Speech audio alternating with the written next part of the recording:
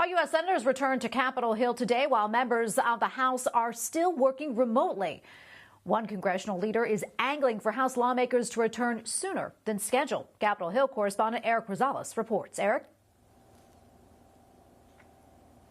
That's right, Tracy. Despite D.C.'s stay-at-home order, the U.S. Senate was open for business today. But the Republicans on the House side, they're crying foul. They say if they don't get back to work soon, then they're going to catch heat from their constituents being on the sidelines during this epidemic pandemic.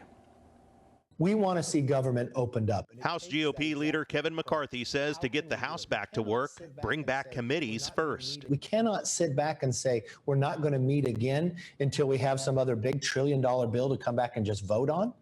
That's denying Americans their voice in this process. Leader McCarthy and Senate Majority Leader Mitch McConnell are pushing for employer liability safeguards in the next coronavirus aid bill. Quote, Americans on the front lines of this fight must receive strong protections from frivolous lawsuits.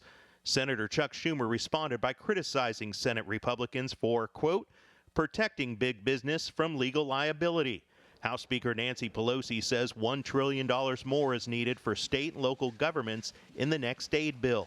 Democrats also want funding for food nutrition assistance, mail-in voting, and broadband internet access. We call for investing $80 billion to deploy a secure and resilient broadband infrastructure to expand access for communities nationwide. Senator Marco Rubio warns a third round of funding for the Small Business Paycheck Protection Program will soon be needed. Who has not gotten it that still needs it? Is it still the independent contractors who had a 7-day late start on this?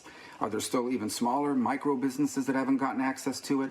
The answer to that question will determine what the scope for a round 3 would look like. House GOP leader Kevin McCarthy says that he also supports rapid testing up on Capitol Hill. He even wants rapid testing for us reporters who cover up there at Capitol Hill. That's contrary to what leaders in both parties have to say on the Senate side. You may recall just this past weekend they turned down President Trump's offer to have rapid testing up at the Capitol. Tracy? Capitol Hill correspondent Erik Rosales reporting. Thank you, Erik.